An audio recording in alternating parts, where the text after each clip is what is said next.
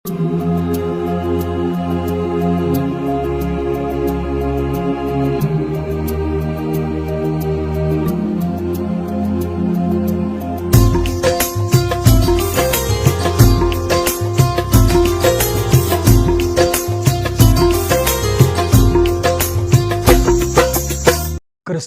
பிரியமானவர்களே, உங்கள் யாவருக்கும் மீட்பெரும் இரட்சகரமாகிய இயேசு கிறிஸ்துவின் இனிதான நாமத்தினாலே என் அன்பின் வாழ்த்துக்களை தெரிவித்துக் கொள்கிறேன்.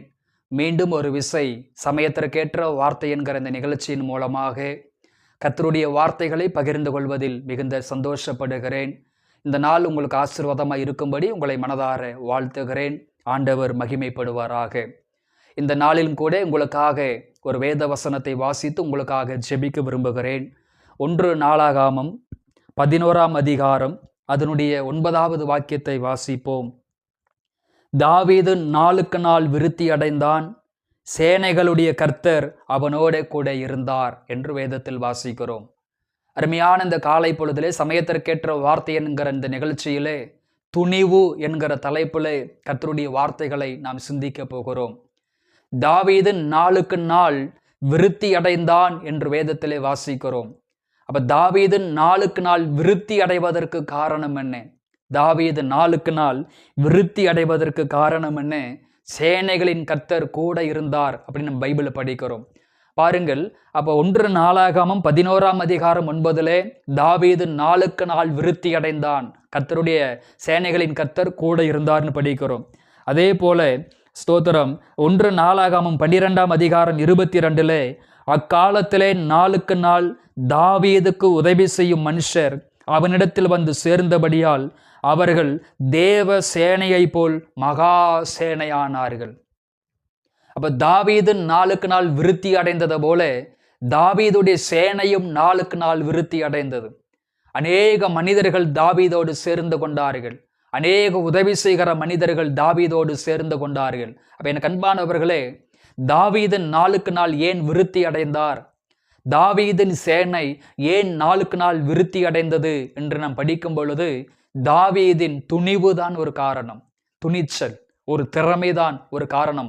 பல விதங்களிலே அதை குறித்து நம்ம படிக்கலாம். இன்றைக்கு நம்ம படிக்க போகிறது அவருடைய துணிவை குறித்து தான் நாம் படிக்க போகிறோம். கர்த்தருக்கு ஸ்தோத்திரம்.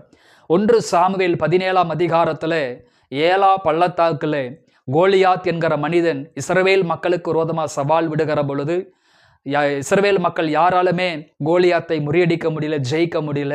இப்படிப்பட்ட இடைப்பட்ட காலத்தில் தான் தாவீது அப்பங்களை எடுத்துக்கொண்டு சகோதரன்மாரை சந்திக்க வருகிறான். அப்பொழுது கோலியாத் சவால் விடுகிறான். அப்ப தாவீது அருகாமையில் இருக்கிற மனிதர்களை பார்த்து கேட்கிறாங்க, இந்த பெலிஸ்தனை கொல்லுகிறவனுக்கு என்ன செய்யப்படும்? இந்த கோலியாத்தை கொன்றுவிட்டால் என்ன கிடைக்கும், என்ன கிடைக்கும் என்று சொல்லி கேட்டுக்கொண்டிருந்த பொழுது தாவீதுடைய மூத்த சகோதரன், உன்னுடைய துணிகரத்தை அறிந்திருக்கிறேன், ஆடுகளை யார் வசத்தில் விட்டு வந்தாய், உன்னுடைய அகங்காரத்தை நான் அறிந்திருக்கிறேன், நீ பேசினது எல்லாம் நான் கேட்டுக்கொண்டிருந்தேன் என்று சொல்லி மூத்த சகோதரனாலே தாவீது கடிந்து கொள்ளப்பட்டார். அதிலே தாவீதின் சகோதரன் தாவீதை குறித்து சொல்லுகிற ஒரு வார்த்தை 1 சாமுவேல்ல 17ஆம் அதிகாரம் 28 உன் துணிகரத்தை அறிந்திருக்கிறேன். அப்ப சகோதரன்மார்களுக்கு ஒரு காரியம் நன்றாக தெரிகிறது. ஸ்தோத்திரம். தாவீதுக்குள் ஒரு துணிச்சல் இருந்தது. ரட்சிக்கப்பட்டவனுக்குள், அபிஷேகம் பெற்றவனுக்குள், கிருபை பெற்றவனுக்குள் எப்பொழுதுமே ஒரு துணிவு இருக்க வேண்டும். தைரியமாக செயல்படுவதற்கு ஒரு துணிவு இருக்க வேண்டும். அப்ப தாவீதுக்குள் அந்த துணிவு இருந்தது. சவுலுக்குள் இல்லாத ஒரு துணிவு. ஸ்தோத்திரம். போர்ல ஸ்தோத்திரம் ஆர்மியில ஒர்க் பண்ற தாவீதின் சகோதரன்மார்களுக்கு இல்லாத ஒரு துணிவு, எத்தனையோ சேவகர்களுக்கு இல்லாத ஒரு துணிவு வனாந்தரத்திலே ஆடுகளை மேய்த்து கொண்டிருந்த தாவீதுக்குள் இருந்தது. அப்ப தாவீது நாளுக்கு நாள் விருத்தி அடைவதற்கு என்ன காரணம் அப்படின்னு பார்க்கும் பொழுது எல்லா காரியத்திலுமே அவருடைய துணிவு தான் அவருக்கு ஒரு காரணமாக இருந்தது. அப்ப கோலியாத்தை முறியடிக்க முடியாத ஒரு சூழ்நிலை. இப்பொழுது சவுலுக்கு முன்பதாக தாவீதை கொண்டு போய் நிறுத்துகிறார்கள். அப்ப சவுல் சொல்லுகிறார், நீ ஆடு மேய்க்கிற ஒரு சிறு பையன், அவனோ யுத்தத்தில் வல்லவன், யுத்தத்தில் தேறினவன், முறைப்படி யுத்தத்தை கற்றுக்கொண்டவன், கோலியாத்தை உன்னால் ஜெயிக்க முடியாது, மேற்கொள்ள முடியாது என்று சொன்ன பொழுது அந்த இடத்துல தாவீது துணிச்சலாக ஒரு வார்த்தை சொல்லுகிறார். விருத்தா சேதனம் இல்லாத இந்த பெலிஸ்தீன் எம்மாத்திரம், ஒரு முறை சிங்கத்தையும் ஒரு முறை கரடையையும் நான் கொன்று போட்டேன், இந்த பெலிஸ்தீனை நான் கொன்று போடுவேன் சொல்லி அந்த நாளிலே சவுலுக்கு முன்பதாக மிக துணிச்சலோடு பேசினான்.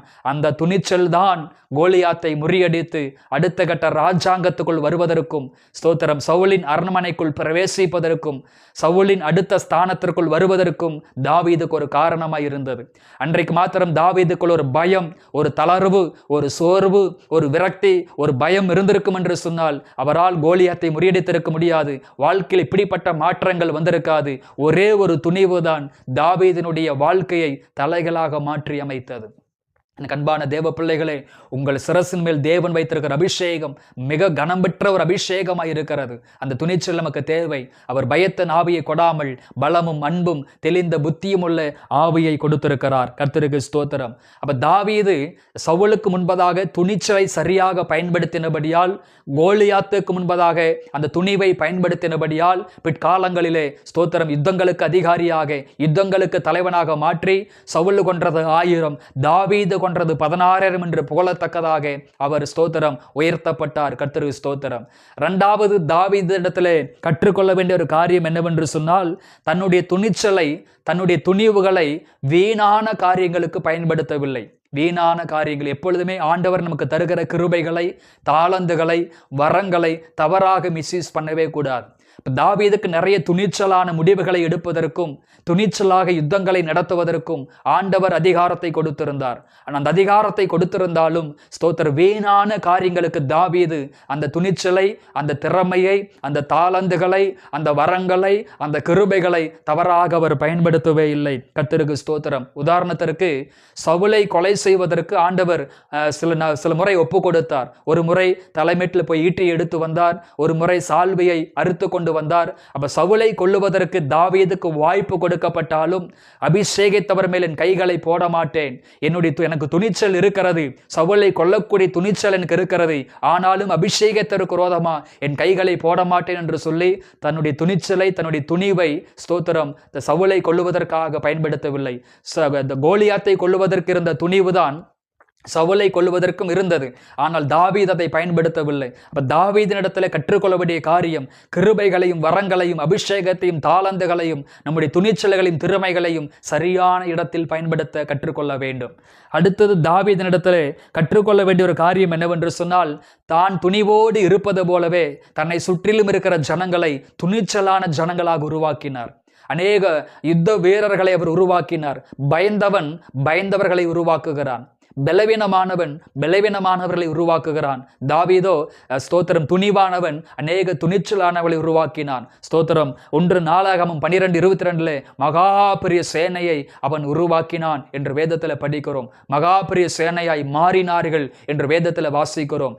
தாவீது நாளுக்கு நாள் விருத்தி அடைந்தான் என்று வேதத்தில் வாசிக்கிறோம். அப்போ துணிவுள்ள ஒரு கூட்டத்தை உருவாக்கினான். தாவீதுக்கு எங்கெல்லாம் பிரச்சனைகள் வருகிறதோ அந்த பிரச்சனையிலேயே ஒரு துவக்கத்தை பார்த்தார், முடிவிலும் ஒரு துவக்கத்தை பார்த்தார். அந்த பிரச்சனையிலிருந்தே ஒரு தீர்வை உண்டாக்குவதற்காக தாவீது முயற்சி எடுப்பார். ஸ்தோத்திரம். அப்ப தாவீதுடைய வாழ்க்கையிலே தெரியாது என்கிற வார்த்தையும் முடியாது என்கிற வார்த்தையும் அவருடைய வாயிலிருந்து வரவே இல்லை. என் கண்பானவர்களே, தாவீதை போல நீங்கள் நாளுக்கு நாள் விருத்தி அடைய வேண்டுமானால், மகா பெரிய சேனையாய் மாற வேண்டுமானால், தாவீதை போல நீங்கள் ஆசீர்வதிக்கப்பட வேண்டுமானால், உங்களுக்கு இருக்கிற பயத்தை புறம்பே தள்ளுங்கள், தளர்வுகளையும் சோர்வுகளையும் புறம்பே தள்ளுங்கள். ஆண்டவர் கொடுத்த அபிஷேகத்தை கிருபையை பயன்படுத்தி உங்களுடைய வேலையில், உங்களுடைய ஊழியத்தில், உங்களுடைய சபையில் ஆண்டவர் உங்களுக்கு கொடுத்திருக்கிற கடமைகளிலே மிகுந்த துணிச்சலோடும் தைரியத்தோடு செயல்படுங்க. கோலியாத்துக்கு முன்பதாக நில்லுங்கள், யுத்தங்களை நடத்துங்கள், ஜெயம் உங்களுடையதாக மாறும். இந்த சமயத்திற்கேற்ற வார்த்தை என்கிற நிகழ்ச்சியின் மூலமாக கர்த்தர் உங்களை ஆசீர்வதிப்பாராக. உங்களை மனதார வாழ்த்துகிறேன். God bless you.